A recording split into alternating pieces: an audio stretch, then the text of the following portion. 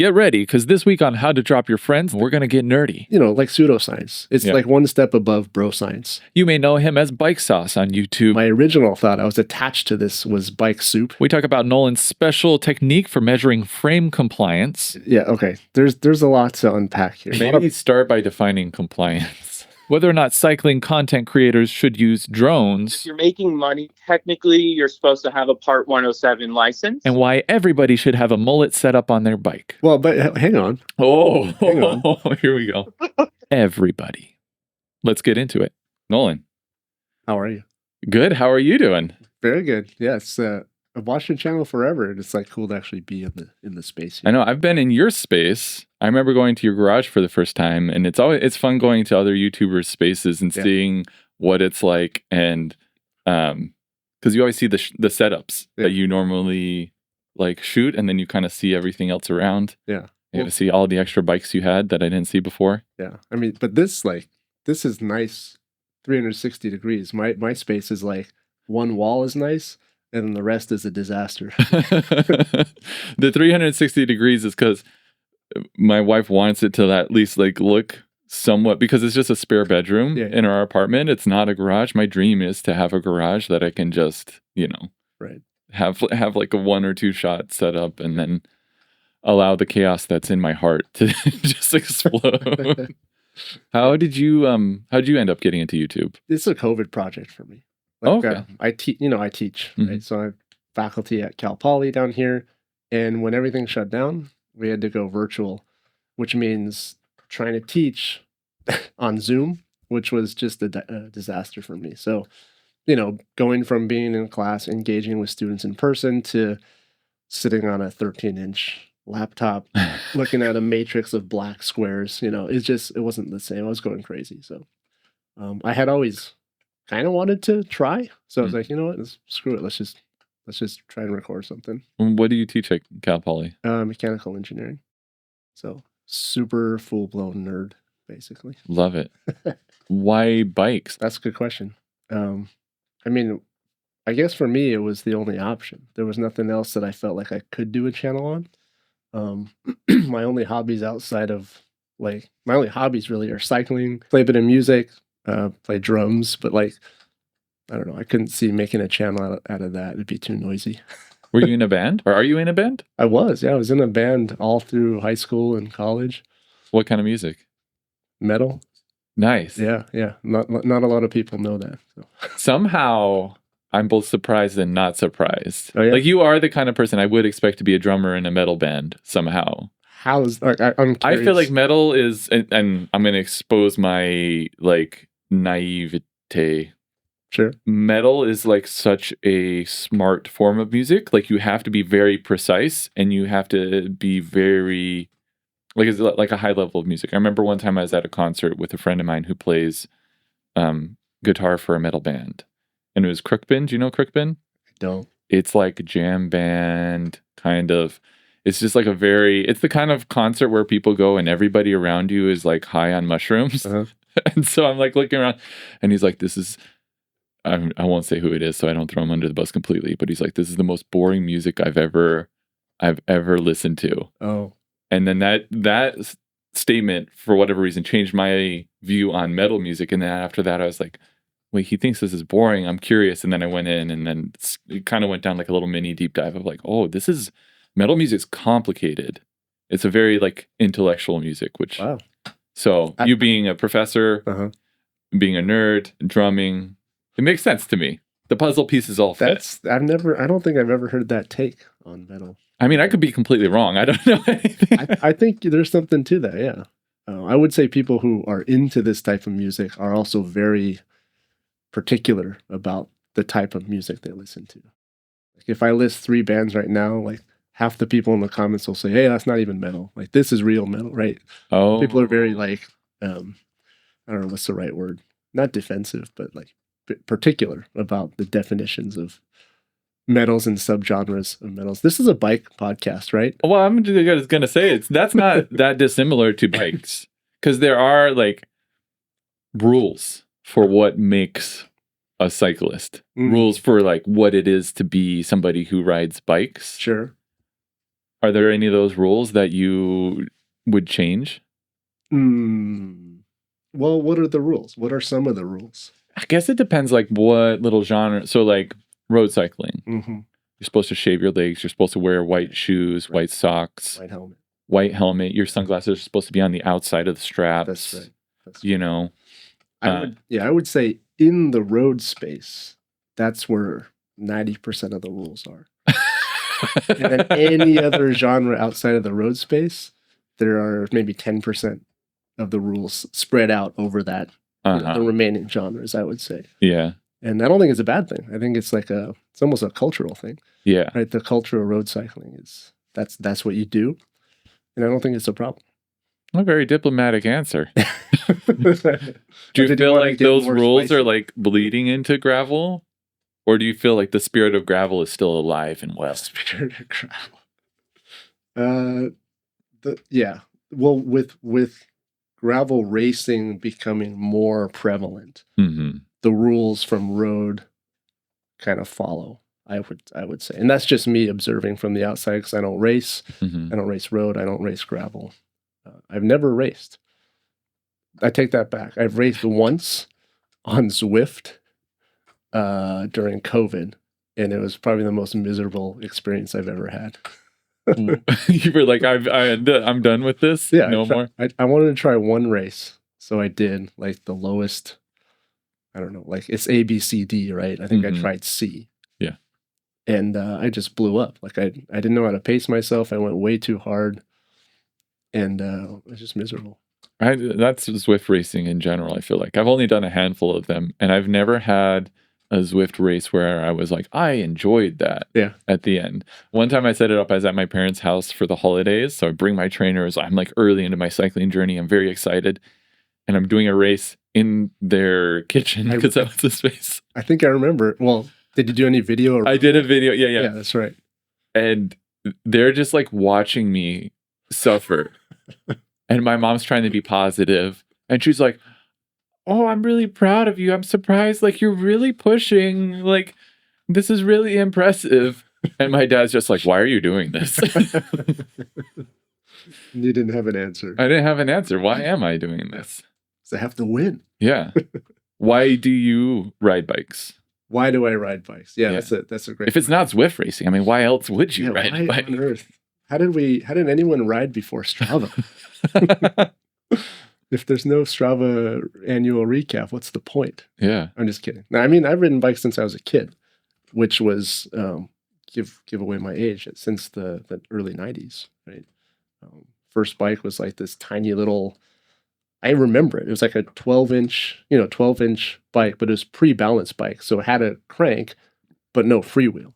So you pedal, and if you want to coast, you just have to take it was the first fixie is really what it was. Yeah, I was going to say, you started as a fixie right off the bat. Technically, I started on a fixie in like 89. But yeah, I mean, I've always ridden a bike, rode bikes to elementary school before like that was considered dangerous.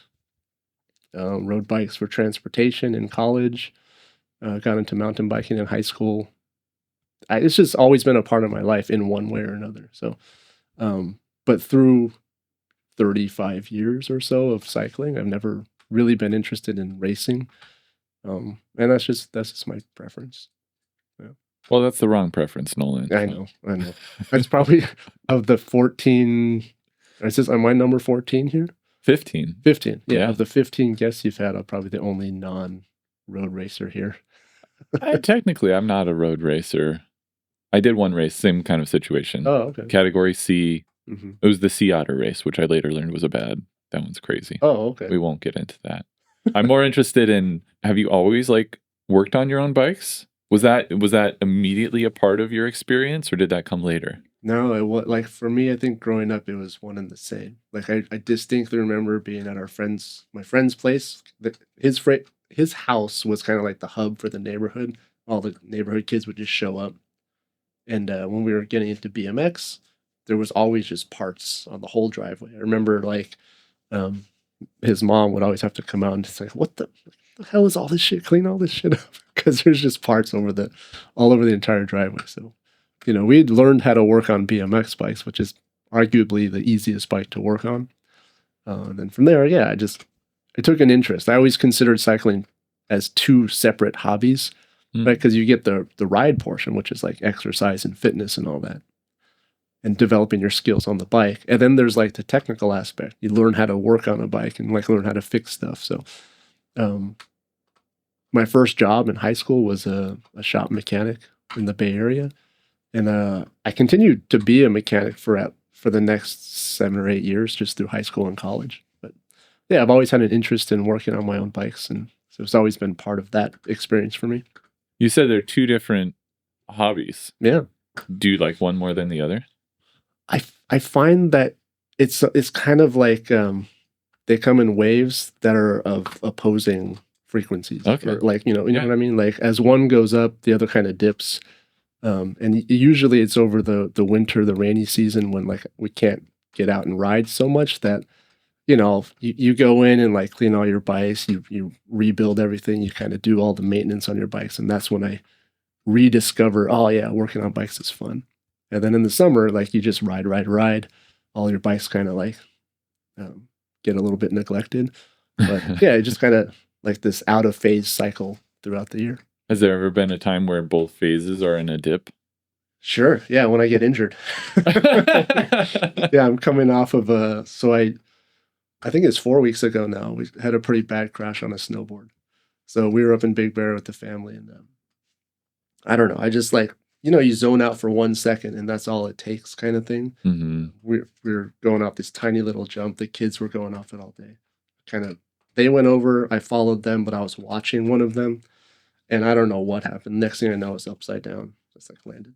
So ended up separating a shoulder, a couple like fractured rib, and kind of knocked me out for a few weeks. Yeah. So couldn't ride, couldn't work on bikes, couldn't drive. I was going a little crazy. You know how that is, I think, probably. I've never separated my shoulder. I hear that's painful.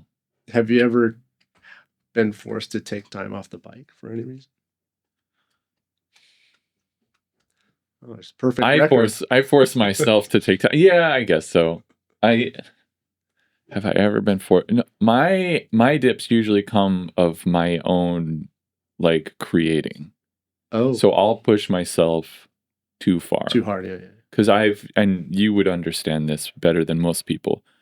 I've turned my hobby into I've like monetized my hobby. Yeah, which is a great way to kill the passion for anything. Yeah. When I first started riding my bike, that was the escape from my job. And now I've made it my job, which is amazing. Yeah. I have to preface that, like, I'm very lucky to do this. I feel very lucky to do this. Yeah. It is still a job. And if I'm not careful, then what happens is I burn myself out. And in the past, when I would burn myself out at the job, because I have the kind of personality where I'll just like, that's all I do. I'm like 100% into the thing. My frequencies are more like a saw way, it's just like straight. There's no in between. Mm-hmm. You're either on or off. It's binary. It's a square wave. Yeah. Square wave. That's the what I was looking for. Thank you, Professor. So as soon as that square wave goes down to zero, or -1, I guess, I don't have an outlet anymore. Mm. And that's kind of the danger. And so sometimes when my channel's inconsistent, that's what's happened. Is I went all in so far on something and I need to recover. Yeah. And I need to find a different outlet. For a while, I bought like a little, like a steering wheel. I was like, I'm going to get into sim racing. Oh, do like Gran Turismo. Oh, yeah. For sure. I need to sell that thing. That lasted like a month. I was like, this is really hard and it's a big time commitment. And I was like, all right, it's time to sell it. Yeah. So anyways, it's hard to find a new hobby because I really do enjoy writing. How many, just take a percentage of all your rides. Mm-hmm. How many do you do with no cameras? Now it's the majority. Really? Oh. Yeah. Cool. I think that I find that to be important. Yes. Go on some rides with no cameras and there's no content that you're trying to create, I think it's super important. I agree. The part of my own psyche I have to battle is then the guilt that I feel for not doing it. Like I can't disconnect all the way. But that's a different kind of problem.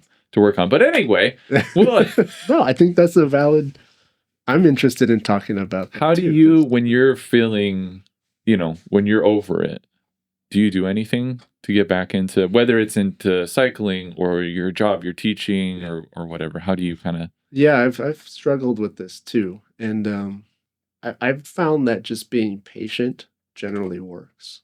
Like, okay, if you get burned out cycling, right, and you take some time off the bike, if you spend that entire time off the bike feeling guilty and anxious about waiting to get back on the bike, I think you're just never going to want to get back on the bike. Right? So if you and it's easier said than done, but if you can fully disconnect and just be like, all right, I'm just not into this right now, but it'll come back, and just trust that it will eventually come back, then it tends to come back pretty quick in my experience.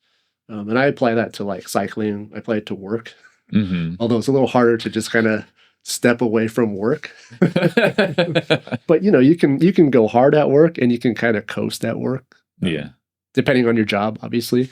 Fortunately for me, I can, if I'm starting to feel burnt out, I can just kind of rely, I don't have to go hard, so to speak, at work. And the same applies to cycling and creating, I think, as well. No, man, if you don't go 100% all the time, it's not worth it. Yeah. So, you know what? You bring up a good point, and this is slightly related, but maybe not directly related. I find that like I've been cycling my whole life, 35 years, like half-assed basically the whole time. It's like a slow burn.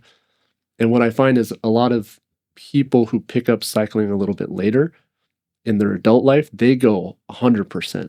And they I just watched, like you, when did you pick up cycling seriously? COVID, right. A lot of cyclists picked up cycling 4 to 5 years ago, and I've just watched all of them just shoot past me in terms of like fitness and like just everything.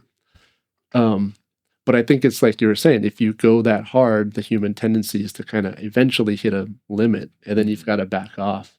So I think mine has just been this like gradual 35-year, just kind of low amplitude kind of signal. Whereas like a lot of really enthusiastic people who pick it up later, like just go hard and you make a ton of progress really fast. And then, but it's maybe perhaps a little more, I don't want to say volatile, but like the highs and lows can be more extreme. Yeah. I like how like I saw on your face, you're like, wait, I gotta be careful how I say it. I've kind of my deal that I've made with myself, because I do tend to be pretty volatile with my activities and everything I do, is I'm not the kind of person who can have consistency week to week. I feel like you're really good about that. You'll post a video almost every single week without fail. My level of consistency, I feel like I have to zoom really far out on the macro level. So there might be months between my videos, but there's never going to be years between my videos. Like I'm going to keep going, and my progress is going to be really volatile, but the trend is going in the right direction. Well, and that's the only way I keep myself sane, because otherwise, I can't remember your exact words, but what I took away from it was like, chill out until like you're ready to go again. Don't stress about getting back on the bike, making another video. Right. Let yourself relax, because otherwise, it's like picking a scab, I guess. That's exactly, like it'll take longer to come back if you just keep picking at it. For a certain somebody who knows who I'm talking to, listen to Nolan. The literal message there: don't pick at your scabs. Oh, gross. Is that a personal message to that? Well, on that note, let's get into some calls. You ready? Yeah, sure. All right. If this is your first time listening to the podcast, what happens is you call in with a question about cycling or maybe even life, and then we'll call you back and answer your question. First call. Hey, Mitch and Nolan. This is Sandro, aka Bike Circles on Instagram. Question: Nolan, you seem to have figured out a way to test compliance on bicycle frames, and I was wondering if you ever thought about applying that to different things, and if yes, like what would that be? Just curious. Great videos, great channel, both of them. Love the podcast, love the guests, love the LA community. And hopefully one day we get to write together. But anyway, what else have you tested compliance on vehicles or others? Oh, exciting. That's a great question. All right. Yeah. I love that we're going right into the nerdy stuff off the bat. Mm-hmm. It's always a bit of a crapshoot. Pick up, Sandro. Sandro speaking. Hey, Sandro, this is Mitch and Nolan from How to Drop Your Friends. We're calling you back with an answer to your question. Oh, sorry, I forgot. Hey, Mitch. No worries, man. You guys catch me at the worst time. We'll call you back later. Bye. Sorry. Bye. That's a good question. Sandro's a funny guy, yeah. We'll just, I'll cut that into later in the podcast. All right, first call. Hi, my question is how I can, obviously, while also studying at university. I think that Europe has many opportunities for studying while also being on a team, but it's difficult and pricey. I would like to know your opinion on this. Thanks. I think I missed the first part of the question. I think you cut out.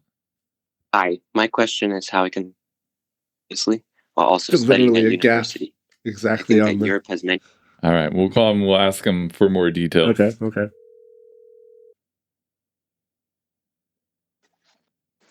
Hello. Hi, how's it going? This is Mitch from How to Drop Your Friends. You called in with a question. You got some time to talk? Yeah, I do. Awesome. Who are we talking to? So my name is Ami. It's spelled Ammi. Hey, Ami. Bit hard to pronounce, but yeah. That's pretty easy. Yeah, not bad. Ami. Did I say it right? Yeah. Okay, cool. I'm here with Nolan, aka Bike Sauce. Your message cut out a little bit. We wanted to see. We heard something about Europe and university, and that's that's all we got. So, yeah, what's going on? How can we help you? Well, I've been thinking about basically studying in Europe just because there's so many more cycling opportunities, I guess, than on the East Coast where I am. So, yeah, it's just I'm wondering how I can make that work. Oh, cool. What do you want to study? Engineering, primarily mechanical. Oh, nice. Oh, you got the right person today. Yeah. Did you know Nolan's a professor at Cal Poly? Oh, wow. Yeah, I teach. No, I did not. I happen to teach mechanical engineering at university, but that's over here on the West Coast. Yeah.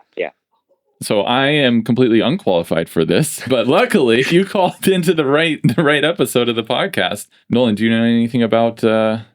Yeah, well, okay. I mean, the first thing obviously is to identify a university. If you want to make this about cycling and your academics at the same time, then there's a little bit more of a search criteria for you. You're not just looking for the best engineering university. You're looking for the best engineering university next to some amazing riding. Have you looked into that? I've looked a little bit. Germany, Switzerland is nice, but I'm worried about the costs too, because it costs a bunch, and obviously college costs. So sure, yeah. Are you currently at a university? No. Oh, okay. Yeah. Typically, the easiest route, in my opinion, is if you're at a university in the States. There's always a study abroad program, and there's generally some funding opportunities or scholarship opportunities, things like that. If you're just looking to go abroad and study abroad, I don't know if I have any specific advice for that to get that funded. If you happen to be a student here in the States, though, there are definitely some opportunities they can take advantage of. Okay. What kind of riding do you like to do? I do crits mainly. Oh, so yeah, that's my style. Nice. Oh, okay. So maybe the Netherlands would be, I feel like, or Belgium or something like that. I don't know anything about the university scene, but university scene, the university scene in Europe. Yeah.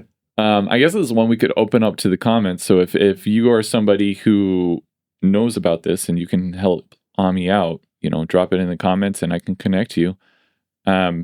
What year are you? When does university start for you? For me, it starts 2026. So I'm a junior in high school. Oh, right now. Okay. Oh, so you're looking ahead. Okay, you're looking to the next couple of years. I think as early as I can start looking at things like that, I'll be much more confident in high school. Sorry, in college and stuff like that. So yeah, I don't know why I assumed that you were already out of high school and just kind of looking. But I would treat it the normal way you would do college admissions, but just abroad. Okay. Start of senior year is typically when you'll start applying to universities, right? So if you're dead set on going overseas, then yeah, you got to start making some calls, introduce yourself to some, universities in the places that you'd be interested in going. Yeah. Mhm. I think it's a great idea too. If you find a place that works and the budget works, and cycling is like a big part of what you want to do, there's Yeah, a definitely. great scene in a lot of different parts of Europe. I would say, poke around and see what cities have the same. Like if you want to do crits, that's one thing. If you want to be like riding through the mountains, that's another thing. If you want a mix of the two, consider all that.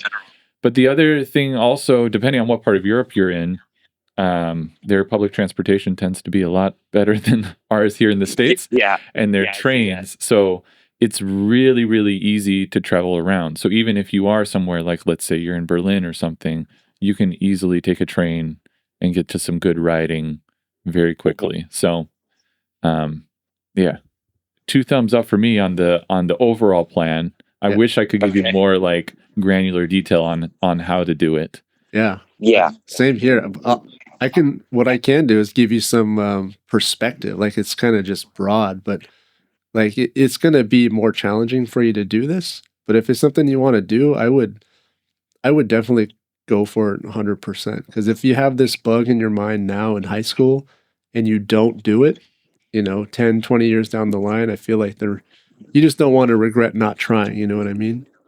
Yeah, that's very true. Yeah. So if it's something you're really interested in, it's definitely going to be challenging, but you can sort it out. Yeah.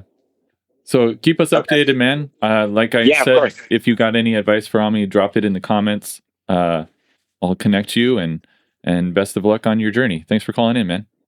Okay, thank you. All right, see ya. Nice to meet you. Bye. Yeah, bye. I have never been more underqualified for a question on this show. Oh yeah, man. That was a real life question, That was like with real consequences. consequences. Yeah. I almost felt like we should have qualified our answers or something. We're not like an official advice line. On the level of like, yeah, normally it's like, oh, my friend is dropping me now. Like, what do I do? And this guy's like, I need to like make a decision that will impact the rest of my life. Should I wax or should I dry lift? Exactly. Should I go abroad or should I stay local? Same level of difficulty. Yeah, that was cool. How did you decide where to go to school? Undergraduate? Yeah. I didn't. I mean, this was in You just went 2002. I mean, I knew I should go to college. That's basically I knew. So I applied everywhere that I knew of. I didn't do any research. I grew up in the Bay Area, so I applied to all the UCs. And then a couple of like other backup schools. That's about the extent. And this was at the time when you wrote the application by hand and mailed it in. Yep. So I was like, I don't want to write a bunch of these. I'm just going to send in like a few. Yeah. Yeah.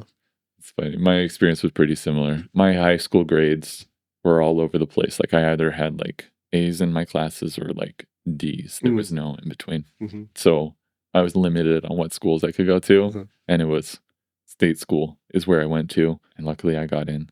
Yeah. So and I was like, well, that's where I'm going. Cool. And that's what I'm doing. Yeah. So what about grad school? How does that work? Like did you study engineering as an undergrad? I did. Yeah. So I went to undergrad, did mechanical engineering there. And then I worked in industry for a few years and my soul died. It's pretty bad. Like when students ask me for advice, like career advice, I always have to like start with, all right, I'm going to tell you a story, but this is just one little, don't take this, as advice. But yeah, I just did not have a good experience at a 9-to-5 in a cubicle at an engineering firm. It just was not for me. I don't know. Do you remember the movie Office Space? Yeah. From 2000. So yeah. I used to explain my story using that reference to students when I first started teaching, but now no student has seen that movie. My references are getting outdated, but it was like that. I felt like Ron Livingston in Office Space. So, I kind of forced myself through, a few years of that. And then 2008, when the market died, when the market crashed, I got laid off. And And it was a very interesting time for me. So I got laid off, literally walking out to the parking lot with my box of stuff from my desk. And I just started laughing. I was like, I'm so happy right now. Because like somehow I wasn't forced to quit, but I also didn't have to be there anymore. Yeah. So yeah, I walked out, got laid off. The next morning I went up to Tahoe and did a whole day of snowboarding by myself. It's probably one of the best days of my life.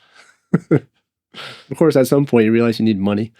So instead of going back and trying to find another job, the same job, I actually just started tutoring part-time. Because I could always, industry secret, like if you want to make money as like a college kid or like a fresh grad, if you go into tutoring for like AP classes and SATs, those kinds of things, parents will just dump money on you to do that. So that sustained me for about a year. And I think during that year, I was like, oh, you know what? I kind of like teaching. So that was kind of the story. Because dude, if I tried to teach in high school, the kids would destroy me. Like I'm not an authority figure. Like I can't control a crowd. Mm-hmm. I need to be teaching in a place where the students want to be there. And if they're not there, I don't really care. So for me, it had to be university, which is why I went back to grad school. So it was a very linear path. I went back to grad school as a means to getting this current job that I have now. High school kids are terrifying. Yeah. Yeah, they scare me even now. So as somebody who teaches professionally and then also on YouTube, is there anything when you're watching somebody else teach something on YouTube, like a common mistake you see that could be easily fixed? Like bike related? Bike related or just anybody teaching on YouTube? Oh, I empathize with people trying to explain anything on YouTube because like my favorite videos to make are ones where I've maybe done a little science, air quotes, like pseudoscience. It's like one step above bro science, but not like full blown. I'm not going to publish this in a scientific journal. I've done some type of organized science and I've come to some result. And no matter how careful I craft the script, put in all the qualifiers, say this only really applies for this particular box. Anytime you try and explain something, the comment section just kind of explodes with, well, you forgot about this. Well, you're a total idiot. Well, you forgot this. Does this guy even know what he's doing? Like, it's just like kind of a disaster. So anytime I watch a video where somebody explains something well and the general viewership like agrees with that or like at least listens to it, that's a win in my book. That's true. Unfortunately, I feel like the YouTube audience is a high school classroom. You've like gone to the thing you've tried to avoid. Oh man, there's truth to that, and that bums me out a lot. Where did the name Bike Sauce come from? Bike Sauce, I don't know. It like it's so cliche, but it actually did hit me in the shower. I was just kind of thinking, I'm going to start a channel. I want it to have bike in it, but I don't want to pigeonhole myself. Like I'm not a road cyclist. I'm not a gravel cyclist. I'm not a mountain biker. I'm just a bike person. And so for me, sounds dumb now, but my original thought I was attached to this was bike soup, because soup is kind of like, you put a bunch of ingredients into one pot and then you just have this other thing that's more than the sum of just the individual ingredients. So I thought soup was a nice metaphor, but then I Googled bike soup and it's something already. What is it? I don't know. I can't remember. We should look it up. You can put it on screen right now, but bike soup already exists. So, oh my God, what is that? Yeah. So then I was thinking, all right, I'm on the culinary track. What about sauce? I was like, oh, that kind of has a nice ring to it. So I just kind of let that marinate. Yeah. Again, with the culinary references, kind of let that marinate for a second. And then I just went with it, bike sauce, and it just kind of stuck. Nice. It doesn't mean anything other than that it's not any one particular genre of bikes. I like it. It has a nicer ring. Like bike soup just like ends. It just drops off. Yeah, bike sauce continues. Oh, okay. Very nice. All right, well, that camera just turned off, so I'm going to turn that back on. Sure. I need to just get a dummy battery for that one like the other ones. Oh, just plug it worked for the first 13 episodes, and then the last episode it died halfway through. I didn't notice. When that dies, does this rectangle cut out so you can kind of see everything? Yeah, so I can see that it cut out. And then at least I know that I now have one less shot. Yeah, no, that's So pro, this setup. So pro, and yet we've stopped the entire podcast. Let's go to the next call. Do you have a question for the cycling podcast? So this question is, of course, for Nolan.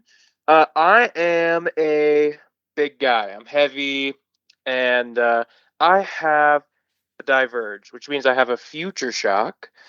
And I don't know if I really like this thing, right? I mostly get the suspension. I preload the future shock basically with my weight. So I always say I get negative suspension. However, I've been experimenting with the Redshift suspension stem, and I'm really liking that on the other bikes.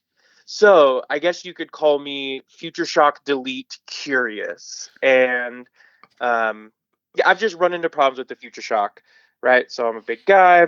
I also love running a top tube bag, and I've gone through maybe 5 or 6 Future Shock boots in the last 4 years. And so my question about the Future Shock Delete is, what has been the prolonged feedback from people who have been using the Future Shock Delete? And as someone who is a slightly below average mechanic, are there any things that I need to be cautious of if I do buy the Future Shock Delete and do the install myself? Thanks, guys. Fantastic question. I did not plant that. I didn't tell somebody to call in and ask about my product that I sell. I didn't do that. When did you first grow your disdain for Future Shock? Well, when I bought it, like I bought a Diverge in 2021. Hello, this is Trent. Hey, Trent. I know you hate the Future Shock so much.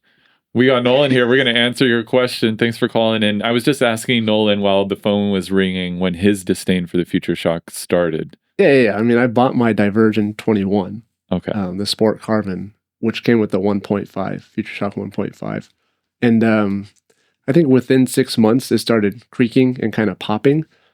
And there's nothing you can do about it. I mean, you can replace the helper springs and like grease those up if you wanted to, but the issue is coming from inside the main cartridge, which is not actually serviceable. So I started getting a little bit fed up with it at that point. And that just kind of grew into this. For me, it was a need to kind of get rid of it.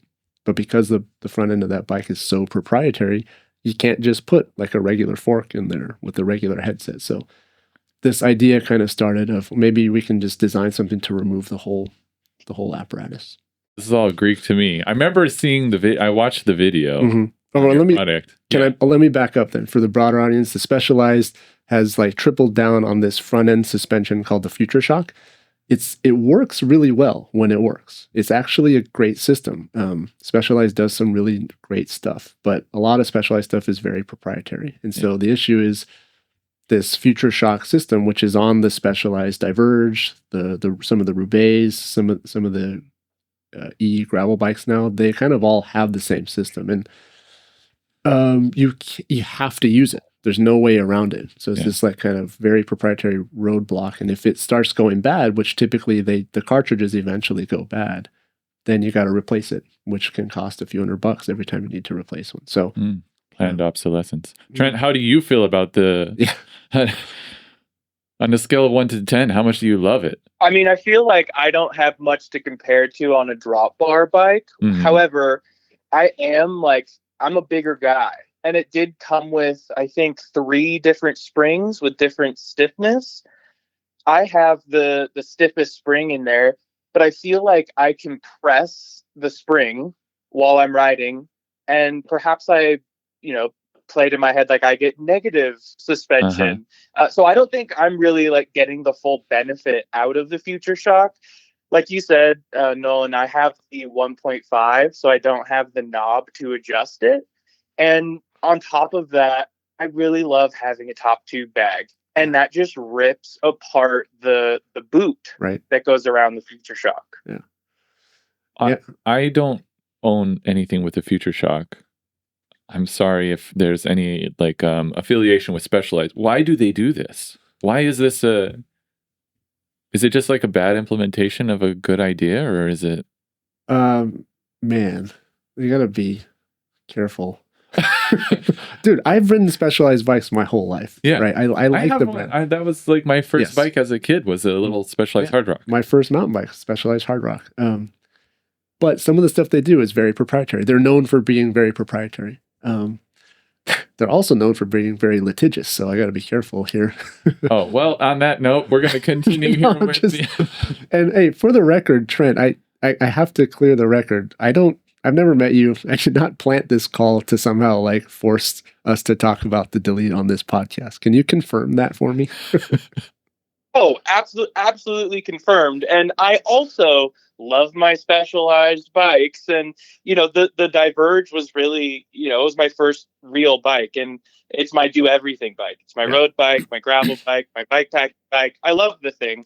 And like I said, I'm a heavy guy and I've packed gear on top of it. And, let's just say, it was the weight limit of 275, like on the dot. Mm-hmm. But I love the thing. I trust it a lot. But yeah, I am sort of, maybe I just need a new Future Shock cartridge. It's been 4 years, but I've been in the delete as well. Well, and so you mentioned that you're, in your words, a sub-average mechanic. What does that mean? Have you ever disassembled, like taken your Future Shock out and put it back together? No, so I've never serviced the Future Shock, but I've built bikes up. It sometimes if I'm on a derailleur, it takes me a little bit to sort of tune it right, or but I've got torque wrenches. I'm making sure when I build bikes or change something, I'm torquing things down, making sure it's safe. Nice. All that good stuff. Nice. Yeah. So if you can remove your Future Shock and just put it back in and adjust the headset and torque everything down, that's the exact same process as installing one of our delete kits, because it's meant to be a direct factory replacement. So you can almost do a practice run. Like if you can take out your Future Shock and reinstall it, then you can install one of our kits with no issues. Oh, fantastic. You had also asked about the Redshift like suspension stem. Like what I've actually done is I've taken the Future Shock out and put in one of our deletes. And then now I just run like either the Redshift or the Vecnum parallelogram stem on there. And it's got a better feel to it, in my opinion. And there's no more creaking, no more popping coming out of the Future Shock cartridge. So for me, it's a solution that's worked. And I think for others, it's worked as well. So Redshift and Nolan have sponsored this segment. Oh, Jesus. Walking on eggshells. Would you ever recommend just not any suspension on the Diverge?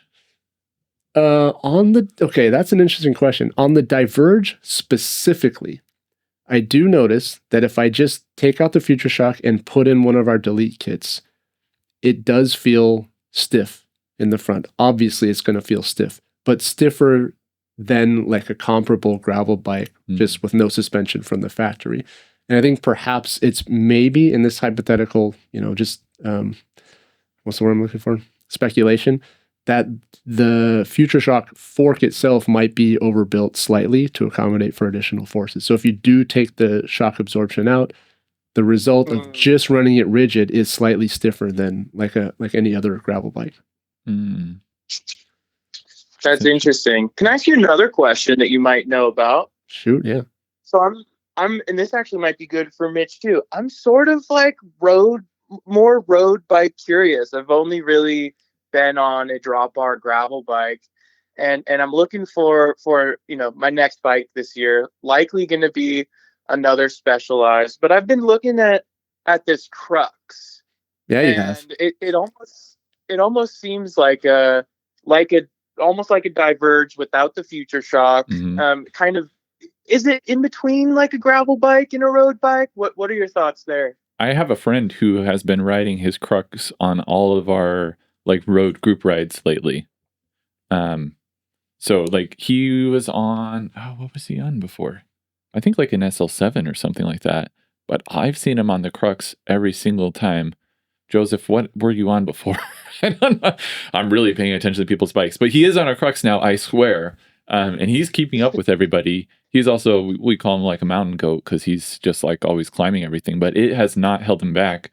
And he's got pretty big like gravel slicks on there, and he's doing just fine around here in LA. Bike geometry, I don't know. What do you think, Nolan?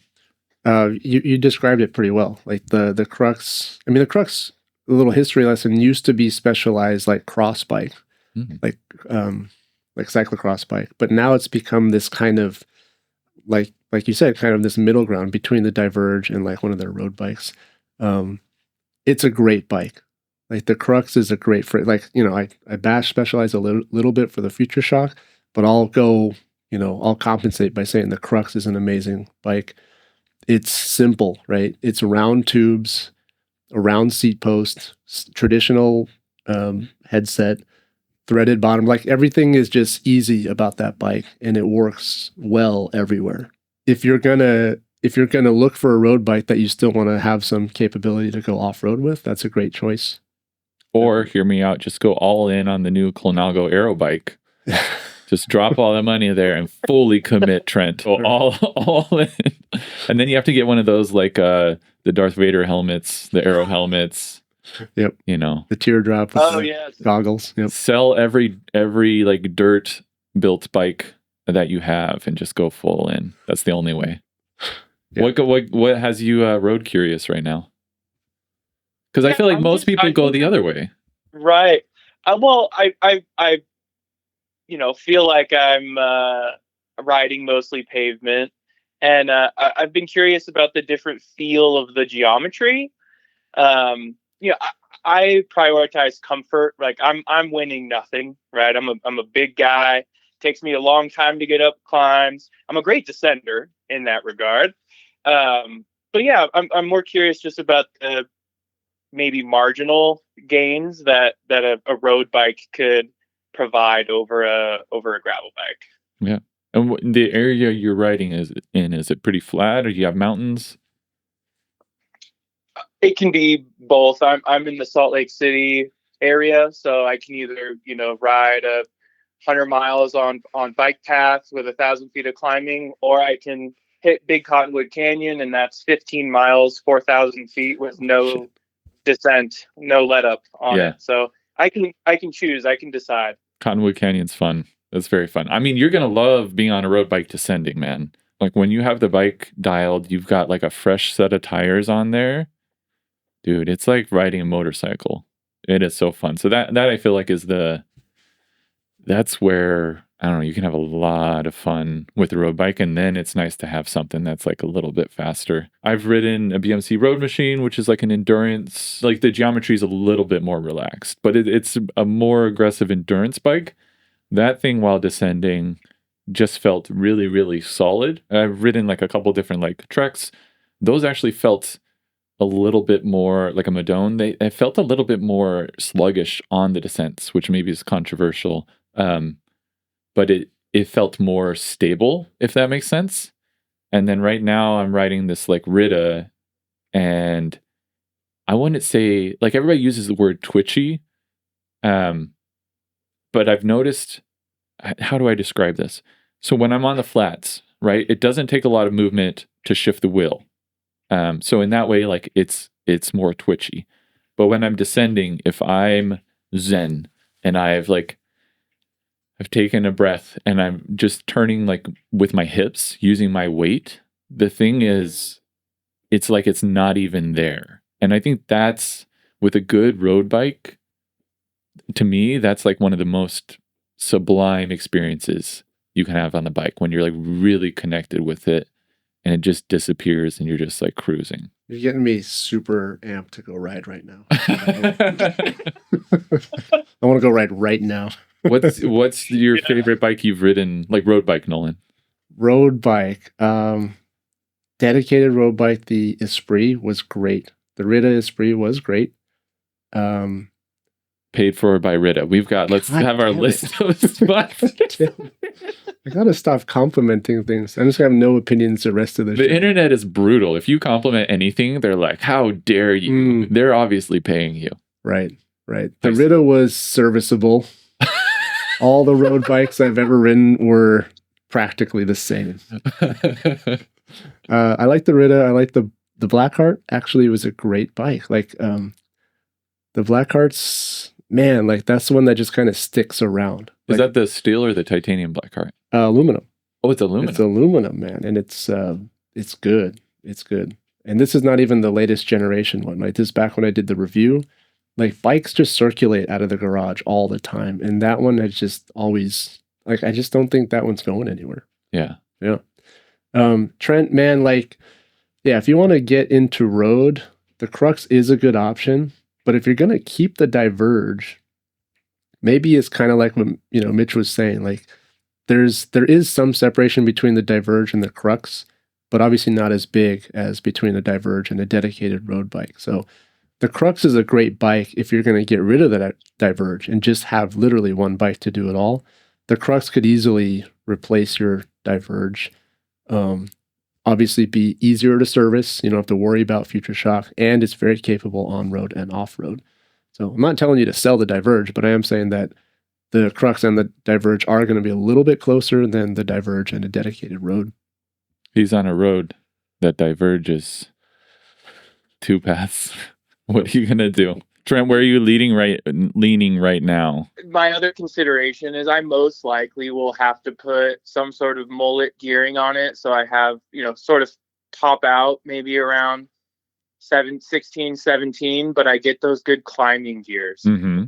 It takes a lot for me to get up hills. So I think having a road bike with more of a mullet setup would maybe get me laughed at on some group rides. It works though, So man. maybe it might fit a little better on the Crux. Dude, I don't understand the hate for the mullet in the road community.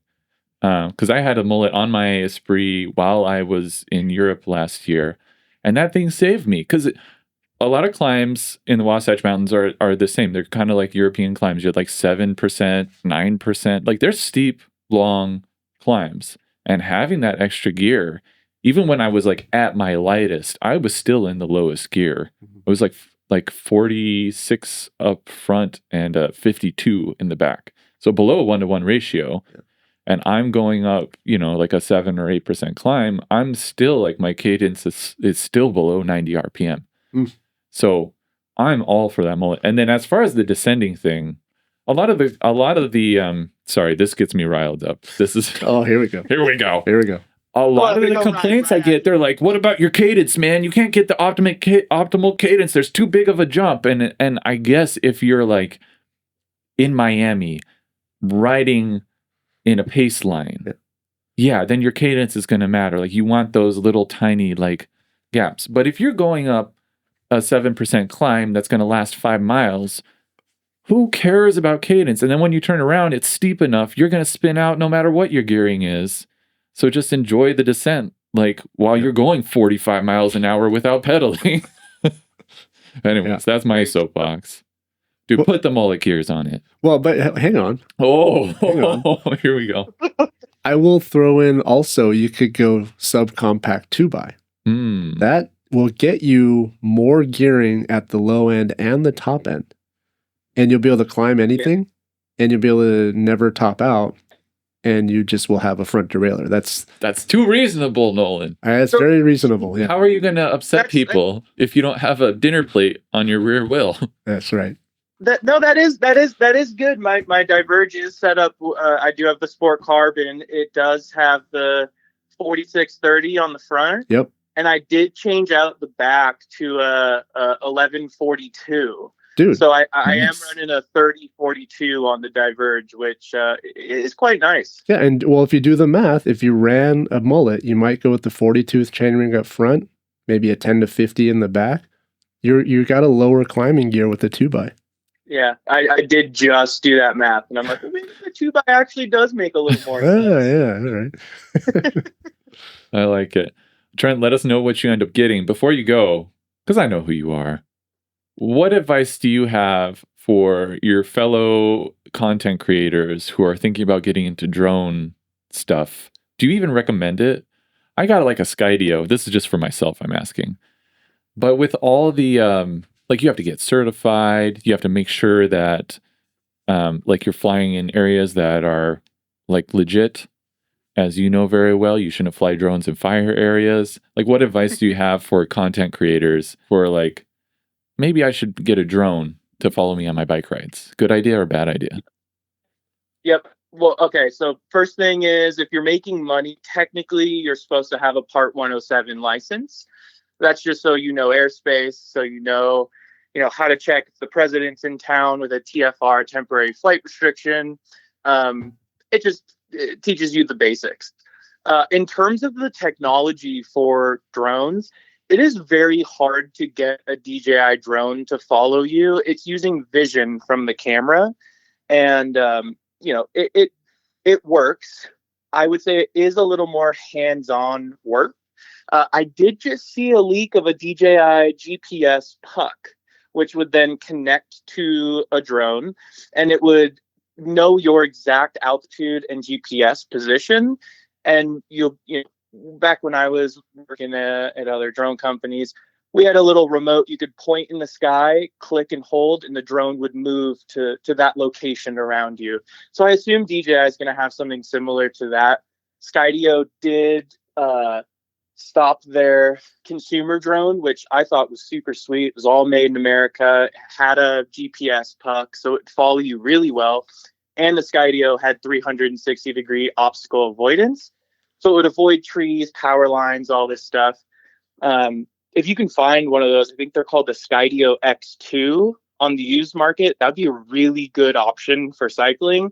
And then I'm seeing a lot of people use this Hover Air, which is like a foldable, kind of looks like a VCR tape. Yeah. I haven't used that one yet, but they also do have a GPS puck. So I guess saying that all, if you can get a drone with a GPS puck to follow you, it will be much less of a headache than relying on the vision of a DJI drone.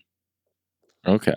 I just learned so much. The GPS, but I had the Skydio. The only issue I had with it was that it was so big, and then the arms are not foldable like a lot of the smaller drones. So in order to take it on a bike ride, I had to have panniers on my road bike. So then it's it just didn't work. I ended up selling it. So somebody's got that little drone, but it followed super, super well. I also got afraid of just. I had heard stories of. I started going for my. Was it Part 107? Is that what you said? Mm-hmm. I bought an online course. I did about 15 hours of studying, and then I just the further I got into it, the more I realized I'm not going to do all of this before every single YouTube video. Well, just correct me if I'm wrong, but the hobby grade ones, the Hover Air, if it's under a certain weight, do you actually need that? And if it stays below a certain altitude, do you actually need all that? Yeah, so the weight limit is for registration. So if the drone is below 250 grams or 2 sticks of butter, then you don't need to register your drone with the FAA.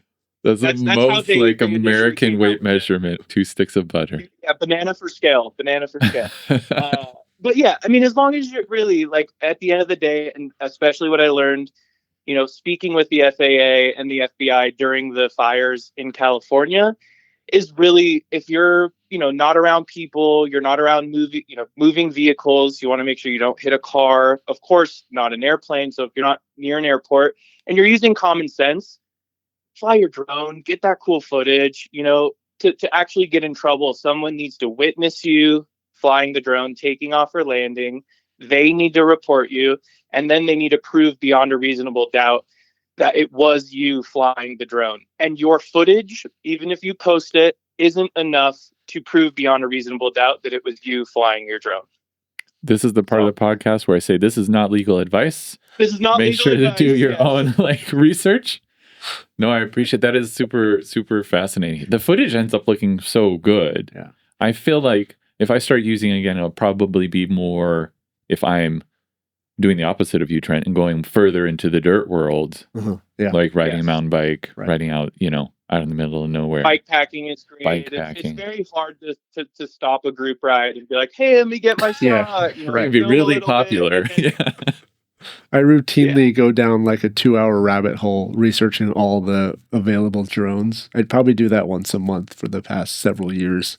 And I just never tried. It just seems especially with the Skydio, you need a backpack to carry that around. Mm-hmm.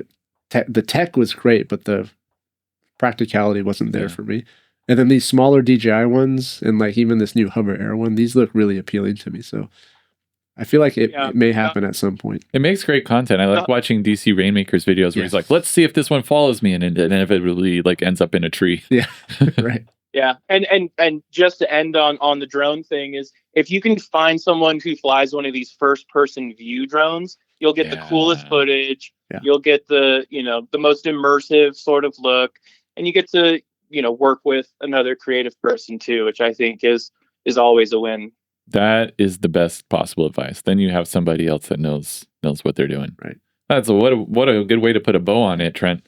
Thanks for calling in, man. I'll drop your stuff in the description of this video too, so you guys can go check out Trent and all of his stuff and we'll follow your Future Shock journey, the saga, and looking forward to seeing you on that like $20,000 Colnago. Yeah, sounds good. Yeah. Thanks, guys. Yeah, It's thanks for calling in, man. You too. I didn't know till halfway through that you already knew him. I wanted to make sure. That's why I asked, like, what area? Is it flat or mountains? I'm like, I'm pretty sure this is Trent. Oh, okay. He used to live out here in California. Oh, nice. Nice. And when there were all the people flying the drones with the fires, like running into the drone that ran into the plane. Before that happened, he was posting a lot on social media, like, hey, I know this is like, you're getting cool shots, but this is like dangerous for the planes flying. Yeah. And then what happened, like, kind of what he warned. So he's kind of like a Nostradamus of a guru. Yeah. Drone guru or something. Drone guru. I believe that's what his job is. I think he works for droneguru.com. Literally droneguru.com. It's owned by the same company as Bike Soup. It's a conglomerate. Call back. Nice. I like it. So hard pivot. There you go. We're kind of talking about like road cycling versus gravel. But another kind of like division in the cycling world is like people that really like solo rides versus people that really like group rides. Where do you land on that spectrum? That's a good question. You know what? I wish I had stronger opinions about stuff. Like solo, like I balance my time for both. Like I love a solo ride, but I also enjoy some group rides. Right. So it's not like I have a strong preference either way. I do feel like it depends on my mood, my current state in life. I'll tend to either favor one or the other. Like if it's been a very stressful week, some people would want to get with their friends and go on that group ride. But sometimes you just need to like not think about anything for 2 hours and just have your own space. So that's what I reserve solo rides for. I also have to reserve solo rides for like video rides because I don't like doing the video when I'm with a group of people. Mm-hmm. After 5 years of making videos, I'm still embarrassed that I make videos. So I don't like showing the process to my friends and stuff. Yeah. So I'll do all my content creation typically on solo rides. But then when you do get like, it's really hard to get our friends together for just everyone's busy with everything. So when we actually do get our core group together out for a ride, do the ride, the weather's good, you have beers and tacos after, that's also like the best experience ever. So for me, it's like both. It's just the balance. It is hard. It is so embarrassing to film in front of other people. Yeah. I'm so bad at it. So much of my videos are crafted afterwards because of that. Because in the moment, I don't want to take out the camera while I'm riding with somebody and be like, and now I'm going to narrate what's going on. But some people are really, really good at it. Yeah. And I wish I were. I had on this last Wednesday on a group ride for the first time, I think ever, I asked one of my friends to just film me so I could get a shot for a video. And he was like very nice. He's like, oh, it's like making a skate video like when I was younger. And I was like, I should just ask this more often. And then I'm like, but I won't. Because it is just, it's really, really helpful. But I don't know what it is. I hate showing up to a group ride when I don't know anybody. And I've got a camera on. Right. That's, it's tough. You have to like be so confident to do that and show up. Yeah. Like, it was one thing if it's with a group of friends, right? Yes. Yeah. Everybody knows, everybody understands. They're like, all right, Nolan's here. He's going to get some shots. He's going to do his thing. He's got to do his thing. Yeah. It's fine. Yeah. It's okay. No. What is your preference? Do you I feel like most of your rides you go with a group, like somewhere up, like the local It's road routes. it's probably most of my rides are still solo. Oh, they are. But I found I have to be careful how I say this because I still really like the solo rides. Yeah. But it's like you just have like sponsors, and so you're expected to go on all these group rides. And it's not that I don't enjoy being out. It's really nice. Yeah. It's being like a little being a piece of this little like YouTube cycling niche makes the cycling world feel like a small town to me.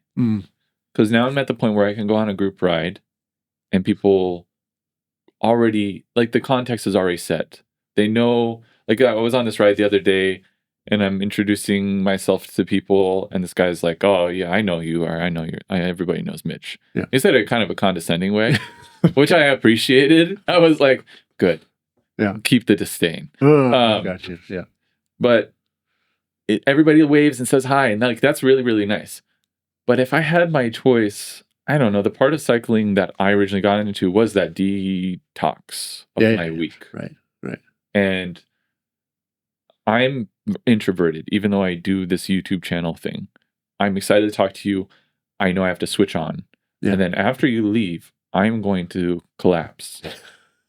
You know? Same. Yeah, I got you. And just like rest for a while. Yeah. So these group rides, it's the same thing. I have to be on. I have to be friendly. Not that I'm not friendly, not that I don't want to hang out with people and see them. Right. It's just for, it's not me recovering from my week.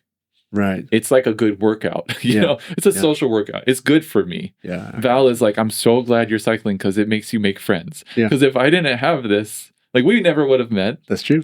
So many people, I wouldn't ever have made friends in LA. I would have moved here. I would have been a little like hermit, like working on my computer at home. And that's all I would have done. So I love it. I love group rides for that. Yeah. But solo rides. So you're both like, there's a time and a place for each. Yeah. Right. The solo ride is for you. The group ride is kind of for, partly it's also for you. For me. Yeah, because the thing that does happen is I'm like, the day of the group ride, I don't want to go. Like I'm grumbling. And Val's like, just go. You're going to feel better when you go. Yeah, man. And then I go and I'm on the group ride and I'm meeting new people and like learning about like all this cool stuff they do. And especially in LA, it's really fun to like ride on group rides and meet people because you're like, oh, like your life is very interesting. Yeah, a lot of interesting. And also you're much stronger than me. So I both like admire you and I like, oh no, then I do feel, I guess, energized, Yeah. It's fun. It's fun. I sound like a curmudgeon. I like people, I promise. I totally relate to what you're saying. Just getting out the doors, often a very big challenge. Yeah. But then once you're there and you're in it, you're like, oh, I'm glad I did this. Yeah. Yeah. But you took it a step further and you organized your own group ride. Ooh. Why? Why would anybody? Why would you do that? I wouldn't say I organized a group ride. I've been on group rides that have been long standing, 2 or 3 years every week. This is not that. We do maybe once or twice a year. And it started from one of my buddies who's an amazing chef in his spare time. I think what he should do is drop his whole full-time job and just go all in on his culinary skills. But regardless, he just wanted a place to like cook for people. So I was like, dude, maybe we can do a thing where it's like a pop-up event. You can like, try out your whatever you've been working on. And it's always good, whatever he's cooking. And then we'll center a ride around the pop-up. So that's kind of how it started. Yeah, I mean, you came to 2? You came to both of them. Yeah. So, and I would 100% agree. The food is worth it. Yeah, it's just the food's really what brought me back the second time. I was out of like chili oil and I was like, I need more chili oil.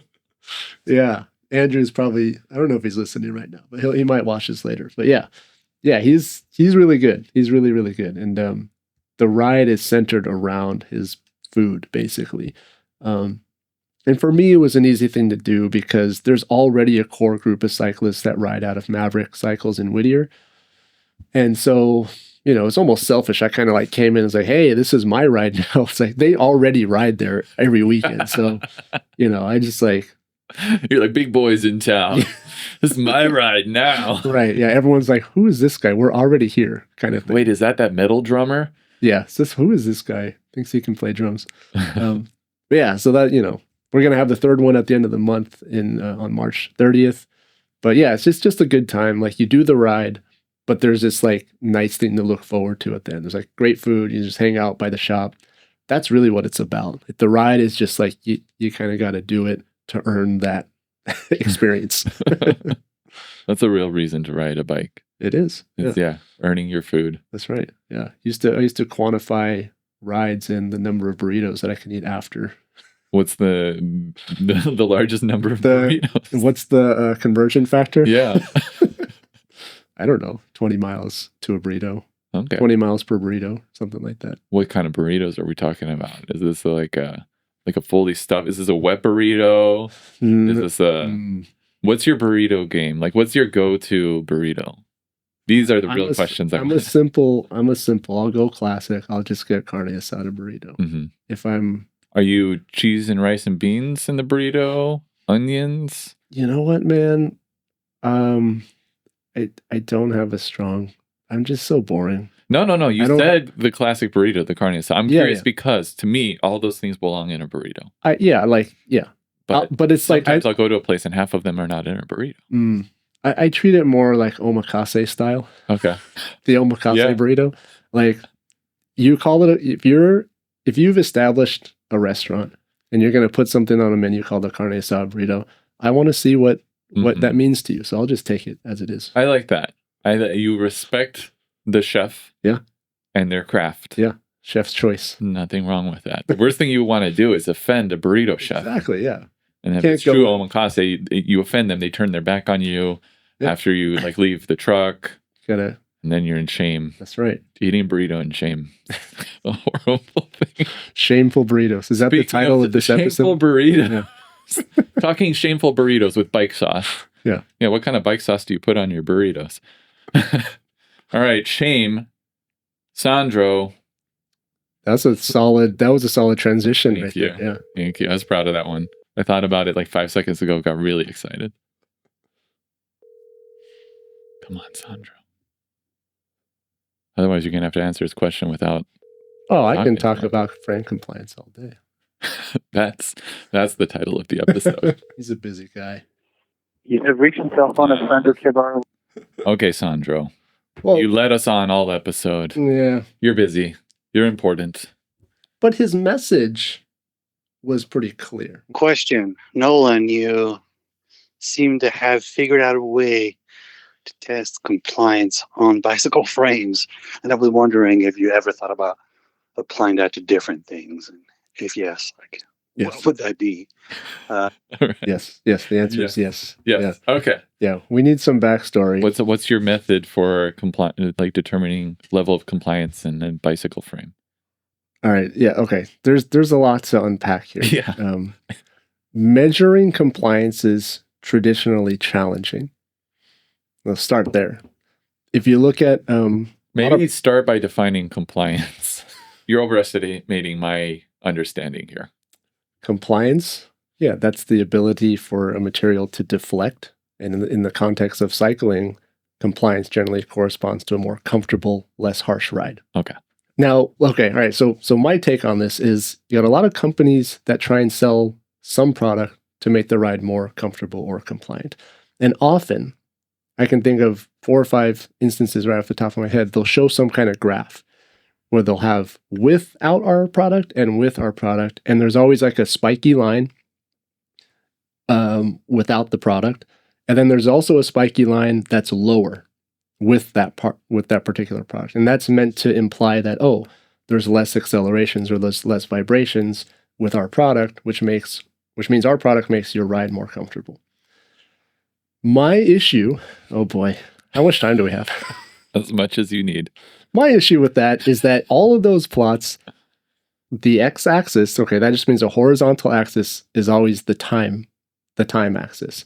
And when you look at signals, vibrational signals like this, in the time domain, it's almost meaningless. You can't just pick one spike that happened because you rolled over one pebble and use that to compare to like another instance when you may have rolled over a different pebble. There's no way to make it repeatable. So the time domain plots, to me, they're just meaningless. They don't actually tell the whole story. But if you rotate it and you look at these signals, right, these vibrational signals as a function of frequency, it's called frequency domain analysis. That's where you pull out the picture. The picture of vibration reduction, the picture of compliance comes from looking at these data sets in the frequency domain. What is the frequency domain? Every vibrational or periodic signal has frequency content, which means like I'm speaking to you right now. If you were to look at like a spectrograph of my voice, you would see a bunch of energy at a certain range of frequencies, right? Like a small child with a higher pitch voice, they would have more energy at the higher frequencies, right? So you can kind of see where in the spectrum is the most vibrational energy. And when you ride a bike, you can just be collecting a lot of data, and it doesn't matter if you ride over this exact bump or this exact bump. You're collecting a whole bunch of vibrational data, which in itself contains that vibrational spectrum of frequency. So when you look at the frequency spectrum, sometimes you can see, oh, interesting, with this product, some of the frequency amplification in this bandwidth is lower than somewhere else. And that's really the only way to study, in my opinion, compliance or analyzing vibrational data on bikes. Where are the sensors for? Good question. So where do we get these signals? Because I imagine different parts of the frame are producing different frequencies. That's right. Yeah. So one video I put out recently, I took this little data logger, which is like, it's pretty cool. It's by a company called Yoast Labs, not affiliated. And they make a little data logger, which has an accelerometer inside of it, plus a gyroscope and maybe a magnetometer. So there's a bunch of sensors in it, and it'll log directly to an SD card, and you just stick it on anywhere you want and go. One video I did recently was I had a hardtail mountain bike frame. I'll call it frame A. And then I had a different frame, we'll call it frame B. And I took the entire components off of the first bike and put them on the second bike. So I was basically isolating the frame. And then on each bike, I would take accelerometer data right by the rear axle and then do a few runs. And then I would also take accelerometer data right at the bottom bracket and do the same few runs. And I did that for both bikes. The reason I did that is because we're getting pretty deep into the weeds here. That's fine.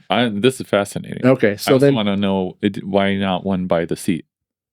Well, because when you're descending on a mountain bike, all your weight is by the bottom bracket. Okay. Yeah. So that's where you're feeling compliance, if there is any, is in your feet. The rear axle measurement was meant to be a control because the wheels were the same and there's really no frame compliance at the rear axle. So I did a bunch of runs down on both bikes, and those data actually looked the same in the frequency domain. So that was a good control. And then I looked at the bottom bracket data from both bikes over several runs. And for one frame, there was significantly lower frequency content in the main bandwidth of the signal, and this isn't blind because I knew which frame I was riding, but that frame definitely felt more compliant and it was a more soft ride when descending down this trail. So that's one of those videos where like I definitely tried to explain something, but actually a lot of people didn't have issue with it. The first thing everybody asked was, why didn't you put it by the seat post? But my argument there is, well, I'm descending on a mountain bike, so I'm not even sitting on the saddle.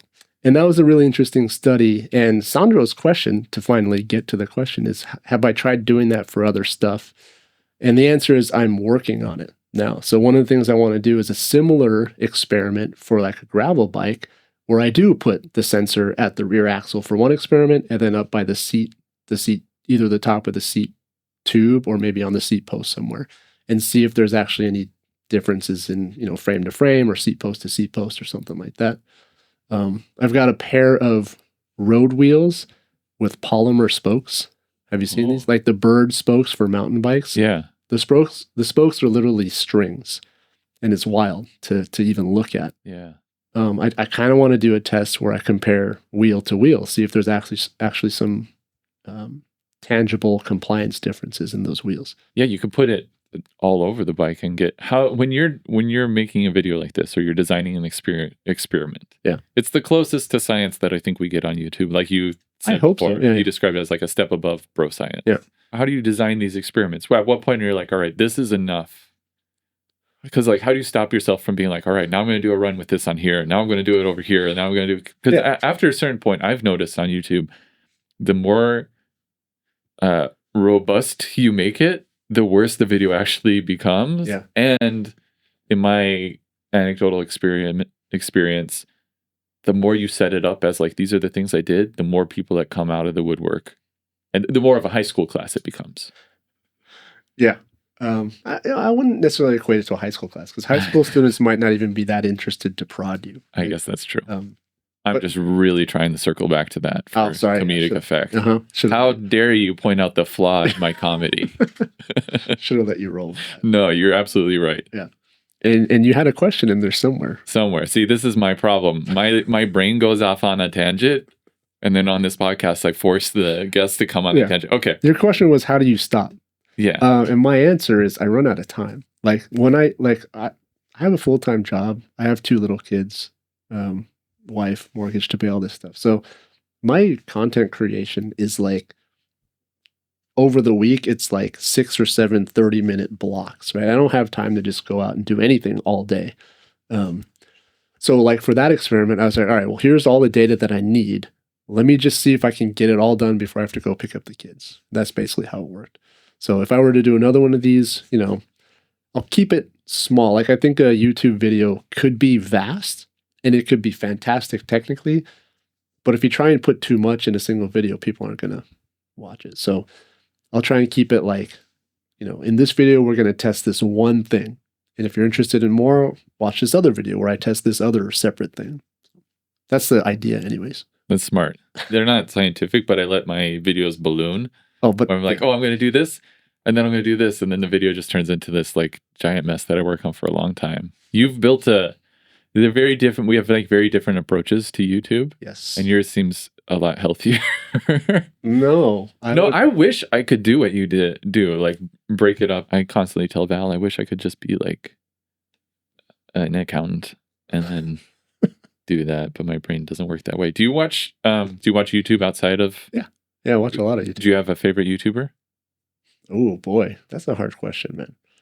Like I like channels like Veritasium, where you just learn, you're just blown away by. That's literally who it's, because I feel like you're kind of like a Veritasium of. That's a stretch, cycling. Man. That's a stretch. But yeah, I'll take. Give yourself a little more credit. I'll take that. Sure. I like how he explains stuff. He leaves no gaps, but he does it in a concise way that you can sit there for 20 minutes and just like, wow, that was complete, and also kept my attention the whole time. Yeah. How about you? What do you watch outside of cycling? I mean, I used to watch a lot of Tom Scott. Loved Tom Scott. Sad that he is on his hiatus for now. I've been most of my YouTube right now, my current hyperfixation has been the NBA. So I'm just like watching breakdowns of every like game. YouTube thinks I'm like I'm hardcore, like a hardcore hooper, and I'm just like this skinny white cyclist who can barely make a shot from the 3-point line because my arms can't push the ball that far. It's always funny to see what creators watch outside of their own world.